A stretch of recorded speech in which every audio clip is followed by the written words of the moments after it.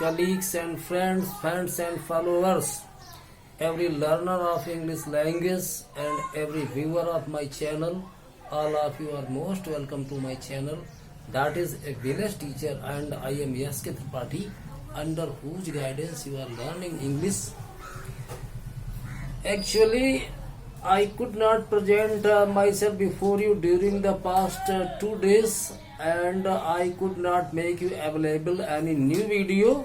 There were some inevitable reasons, but now I am presented before you with a new video on exclamatory sentences. I want you should watch all my videos that I have created up to now and benefit yourself. I think those videos must be useful and beneficial for you. Now study about exclamatory sentences. आइए देखते हैं exclamatory sentences मुझे आज पढ़ाना है. तो exclamatory अभी हम पिछले वो imperative sentence हमने 2 वीडियो प्रस्तुत किए हुए हैं. अब exclamatory sentences की शुरुआत है, इसके बारे में अध्ययन करते हैं. आवश्यकता पड़ेगी अभी तो हम exclamatory पर और वीडियो बना के आपको देंगे, वरना आगे बढ़ जाएंगे. आइए, एक्सक्लेमेटरी सेंटेंसेस को हिंदी में कहते हैं विस्मयादि बोधक वाक्य. इसको तोड़ के देखिए. विस्मयादि का मतलब है विस्मय, आदि का बोधक माने बोध कराने वाले वाक्य. विस्मय आदि का बोध कराने वाले वाक्य. विस्मय माने आश्चर्य होता है, तो आश्चर्य आदि का बोध कराने वाले वाक्य. तो आश्चर्य के अलावा इन वाक्यों में क्या दिखता है? वहां आपको खुशी की झलक दिखाई देगी, वहां दुख के भाव प्रकट होंगे, वहां तारीफ दिखेगी वाक्यों में, वहां पर नाराजगी दिखेगी, तेज नाराजगी, वहां घृणा या नफरत, वहां किसी की प्रशंसा, ये सारी भावनाएं देखने को मिलेंगी. तो कुल मिलाकर के वो बोला गया विस्मयादि बोधक वाक्य. केवल विस्मय नहीं है वहां विस्मय के अलावा दुख, प्रसन्नता और ये आश्चर्य तो विस्मय है ही है, इसके अलावा घृणा और तारीफ वगैरह के भाव भी वहां प्रकट होते हैं. तो एक्सक्लेमेटरी सेंटेंसेस को इसीलिए विस्मयादि बोधक वाक्य कहते हैं. दूसरी बात ये समझनी है, पहले इसी का समझिए. एक्सक्लेमेटरी मतलब इसकी वर्ब है, एक्सक्लेम ये तो एडजेक्टिव है एक्सक्लेमेटरी, और इसका जो वर्ब है एक्सक्लेम माने होता है चिल्ला कर कहना, उद्गार व्यक्त करना, चिल्ला कर कहना, आश्चर्य के साथ कहना, उद्गार व्यक्त करना. तो एकदम से मन में कोई तीव्र भावना आती है, एकदम से चिल्ला के बोल पड़ते हैं. कोई दुख की बात होगी, आहा मैं मारा गया, ऐसे. कोई तारीफ की बात हो, शाबाश बहुत अच्छा किया, एकदम चिल्ला पड़ते हैं. वो स्ट्रांग इमोशंस है मन की. तो वही स्ट्रांग इमोशंस से ही जो है एक्सक्लेमेटरी सेंटेंसेस बनते हैं. एक्सक्लेमेटरी सेंटेंसेस में वो मन की तीव्र भावनाएं या उत्तेजनाएं प्रकट होती हैं, चाहे वो आश्चर्य की हो, चाहे खुशियों की हो, या दुख की, या किसी की तारीफ की, या नफरत की, कुछ भी. तो हमने इसकी परिभाषा लिखी हुई है कि इन वाक्यों के द्वारा मन की तीव्र भावना या उद्गार, जो हृदय के जो तीव्र भावना उद्गार एकदम से कह डालते हैं, मन में जो फिर निकल पड़ता है वो उद्गार कहलाता. तो तीव्र भावना या उद्गार तो क्या है? विस्मय या आश्चर्य, प्रसन्नता या हर्ष या खुशी, दुख या विषाद, तारीफ, प्रशंसा या अनुमोदन. हमने एक शब्द को 2 पर्यायवाची में लिख दिया. विस्मय आश्चर्य एक ही बात है, तो विस्मय आश्चर्य अंडरलाइन कामा लगा दिया.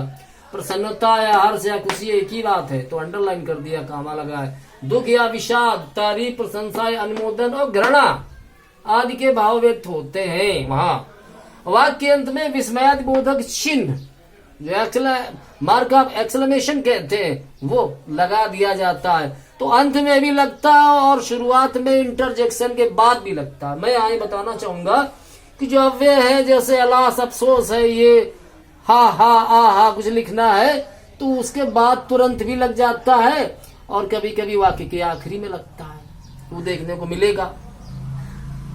हमने लिख दिया कभी कभी विस्मयादि बोधक चिन्ह वाक्य शुरू में, विस्मयादि बोधक अव्यय इंटरजेक्शन के बाद में ही लगा होता है वो. तो हमने बताया है कि ये जो मन की तीव्र भावनाएं हैं, स्ट्रांग इमोशंस हैं, वो आश्चर्य, वो प्रसन्नता, वो दुख, किसी की तारीफ, घृणा, नाराजगी, उन पर ये जो एक्सक्लेमेटरी सेंटेंस मैंने बनाए हुए हैं उनके एग्जाम्पल आप देखिए तो आश्चर्य में क्या शब्द आ जाते हैं, क्या शब्द इंटरजेक्शन, जैसे व्हाट है या हाउ या गुड हेवेंस या माय गॉड आदि वगैरह वगैरह। अगला जो वीडियो देंगे उसे बहुत सारा फिर विस्तार से कर देंगे या आगे चल के कभी देंगे।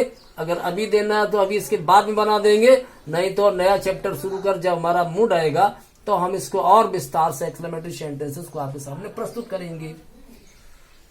तो देखिए what a how good heavens my god, क्या तो इन वाक्यों में कितना, कितनी या कैसा, कैसी और ये जो है हे भगवान ऐसे शब्द हिंदी में आ जाते हैं। इनमें प्रश्नवाचक वाक्यों में यानी इंट्रोगेटिव सेंटेंसेस में, एक्सक्लेमेटरी सेंटेंसेस में फर्क क्या है? तो फर्क ये है कि प्रश्नवाचक वाक्यों में प्रश्न किया जाता है, बोला गया तुमने कितने पाठ याद कर लिए हैं, तो कोई उसमें आश्चर्य नहीं है। क्वेश्चन किया बताइए इतने पाठ है, 2 हैं 4 हैं, लेकिन बोला गया कितने मूर्ख हो तुम, तो जवाब नहीं उसका है, उसका मतलब क्या है कि बहुत मूर्ख हो तुम। तो एक्सक्लेमेटरी सेंटेंसेस में ये ज्यादा का बोध कराते हैं। जैसे बोला गया कितनी सुंदर है बरसात, तो मतलब उसका कि बरसात बहुत सुंदर है, ये मतलब होता है। तो प्रश्नवाचक वाक्यों में और ये विस्मयादिबोधक वाक्यों में यही फर्क है कि इंट्रोगेटिव यानी प्रश्नवाचक वाक्यों में प्रश्न किया जाता है, उसका जवाब मिलता है। यहाँ वैसा प्रश्न कुछ नहीं है, मन का तो ये उद्गार है।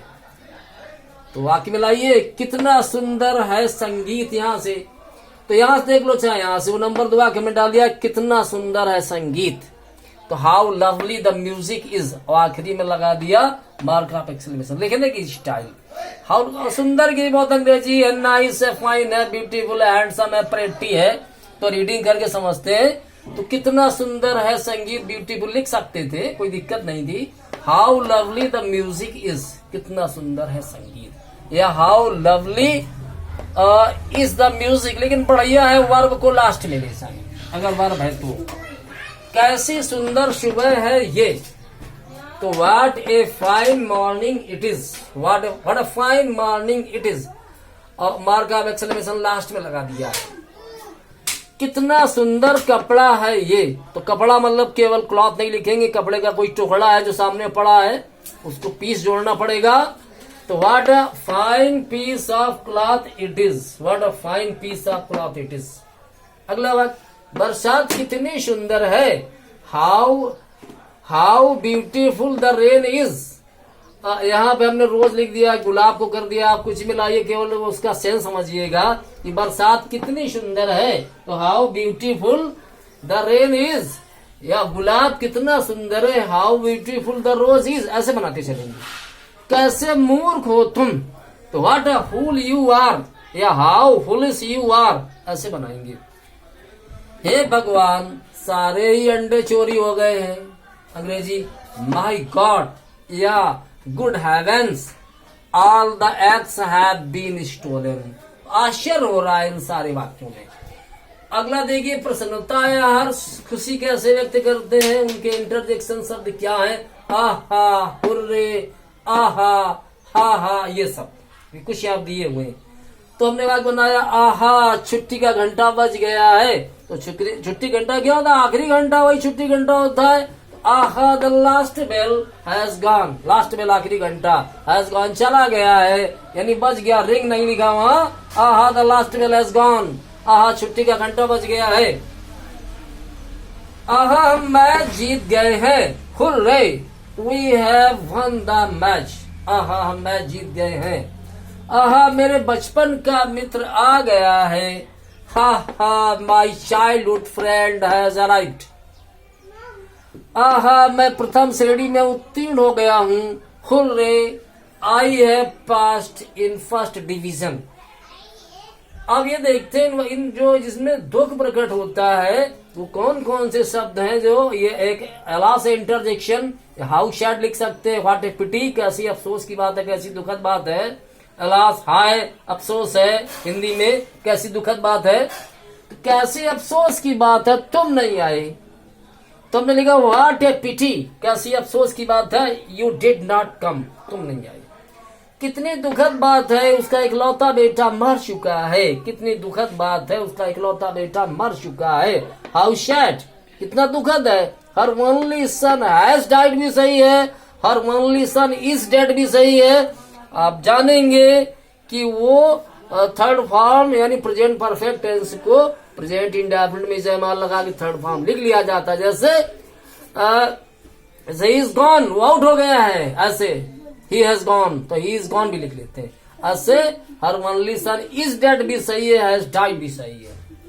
अफसोस है मैं बर्बाद हो गया, अलास आई एम ruined या आई एम अनडन, दोनों अंग्रेजी सही है। अगला वाक्य, हाय वह इतनी कम उम्र में मर गई, हाय वह इतनी कम उम्र में मर गई, alas she died so young. अब देखिए तारीफ या प्रशंसा में हमने एक इंटरजेक्शन आपको ब्रेवो दिया गया हुआ है, शाबाश, शाबाश बहुत अच्छा किया, अंग्रेजी ब्रेवो, वेल डन। ब्रेवो के बाद भी वो बार का एक्सक्लेमेशन लगा हुआ है, वेल डन के बाद में 2 लगा दिए। शाबाश मुझे तुमसे यही उम्मीद थी, bravo I expected it from you. आइए घृणा के जो हमने 2 वाक्य लिखे उनको समझिए। नफरत, छी छी, अंग्रेजी में बा, फाई फाई, तो छी छी कितना घृणित आदमी, fie fie what a hateful man, छी छी कितनी नीचता का काम है ये, bah what a mean action it is. तो ये आप दोहराइए और मेरे वीडियोस को शेयर करिए पर्याप्त मात्रा में, लाइक सब्सक्राइब कमेंट शुरू रखिए, सुझाव भी दीजिए क्या पढ़ना चाहते हैं और इनको शेयर कर दीजिए, अपने चैनल को फैलाते रहिए। आप लोगों का चैनल है और आप देखेंगे कि इस पे पढ़ा अंग्रेजी के अध्ययन के लिए वो एक अविश्वसनीय यहाँ मैटर मिलेगा जिसकी कीमत आप खुद ही आकलन करेंगे धीरे धीरे। और अगले वीडियो के लिए इंतजार करिए। धन्यवाद।